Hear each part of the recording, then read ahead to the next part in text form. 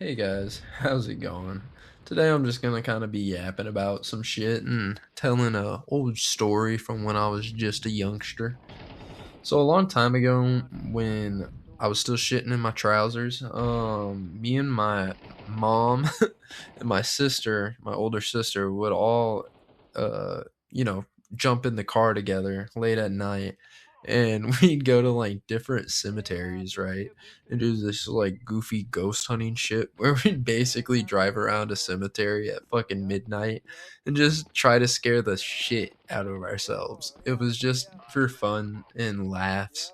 But over the years, I'm looking back on that shit now and I halfway wonder if there was ever times where we did encounter shit. Uh I really don't think we did. We would scare ourselves into thinking we did. And like there was this one time where we actually parked the car and got outside of it and we started walking around the graveyard, right? And we were walking back to the car and like my mom had a remote start, and just to like, I don't even know why it scared us, but she remote started it and she's like, "Oh my god, who's in the car?" And it was just some goofy shit she'd do and to fuck with us and scare us. And like there was this one night though that it was like me, my mom, my cousin Christy, and one of my childhood friends. His name's Timothy, dude. Shout out Timothy. He's a fucking G. We were all like in the car together going ghost hunting, going to one of the famous cemeteries we usually fucking drive through. And we were driving through it, right? Like we always would. And it was on my cousin Christy's side. I'm not shitting you guys. We were driving through it and we were going and going and going, and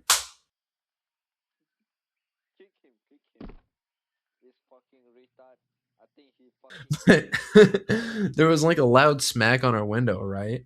And like, I'm not shitting you guys. We drove back around the whole cemetery and there was nothing around. So I still wonder back to that moment. I'm like, bro, would was there something? Was there something in there? I don't know, bro. I don't know. And another time, I live in the bumfuck nowhere, and we have a haunted house that opens up in the super old courthouse every year around Halloween time. But we drove by it and went around looking at it not around Halloween time. I don't know if that sentence was even fucking coherent. But we would go check out the courthouse just because people would say it was haunted and spooky, and it was just one of the places we'd drive by. And we went to it one day, and I'm not shitting you guys. There was these like weird glowing like orbs, bro. Like I probably sound like a fucking crackhead. There's probably just some weird light in there, but dead ass, it looked like an orange floating orb, bro. And probably sound like a fucking crackhead again, dude. It sounds even wild saying it out loud. But seeing that shit was fucking wild, dude. I don't even know, man. Like that shit was pretty spooky to me, and that still is stuck with me to this day. And a couple years back, it wasn't actually even that long ago. Me and one of my buddies, we actually went to Louisville, Kentucky to check out Waverly Hills Sanatorium, right? And we toured it. We did the overnight stay, spooky spooky. Uh there's like a room there called room 502 that has like a bunch of like mysteries about what happened in it. There's supposedly a girl that got like hanged in it, and there's a bunch of like different stories on like how she died, and they tell you about it there. And one of them is like this maintenance man, right? That apparently she was a nurse and she was like on the top floor or whatever in the children's like ICU, and apparently a maintenance man went up there and assaulted her and then killed her and hung her body up in this bathroom of room 502, right? And dude, they do some wild shit at Waverly Hills, man. Like they had, I don't know, some ghost person channeling spirits through guests. I'm not even shitting you guys. We walked up and like, dude, it was fucking weird. Like everyone like turned around and looked at us when we walked up and like was staring at us weird, right? And they were doing like a channeling through this person, right?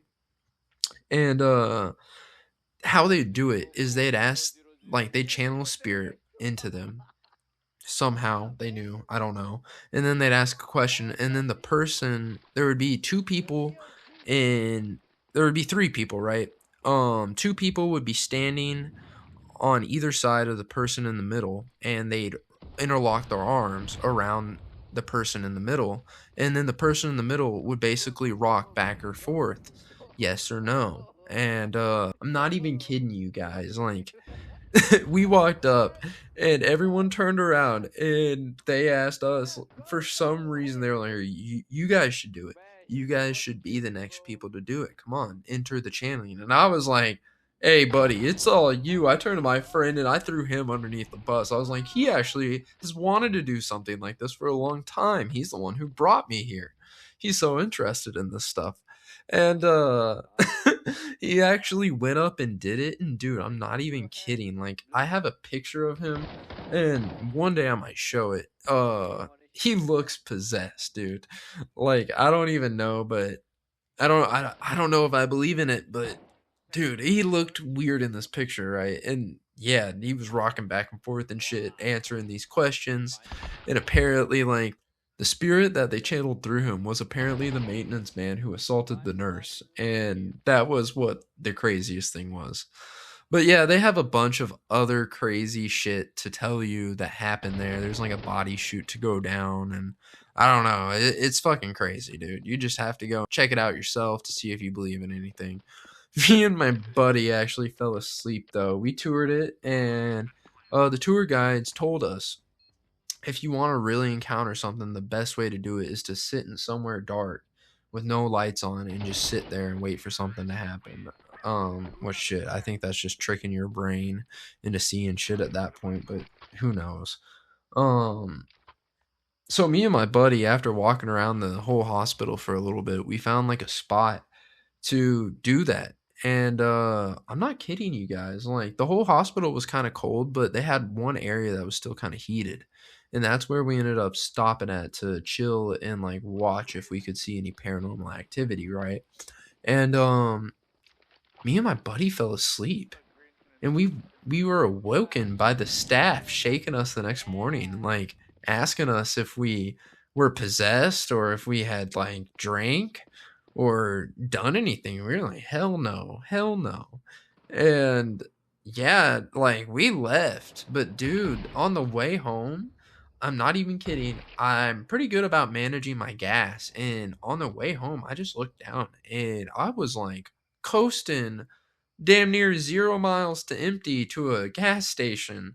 And it just happened out of nowhere. And then, I'm not even kidding, I fell asleep right before we got home on the highway and woke up and my car was driving down the median, and somehow I didn't crash. I was just driving in the grass and I was able to get back on the road. But I don't know, I still wonder to this day if it was, the lasting effects of the sanatorium fucking with me. I don't know. Do you guys believe in ghosts? I kind of do, I guess. I don't know. I really still am confused about all the experiences I've had. But I'd love to hear some more stories if you guys got them. So post them in the comments, all that good shit. I hope you guys enjoyed this Counter Strike gameplay. I'm a fucking beast at Counter Strike. Not really, but you know how it be, cuh. Oh, man. Have a good one, everyone. Hope you're having a wonderful day.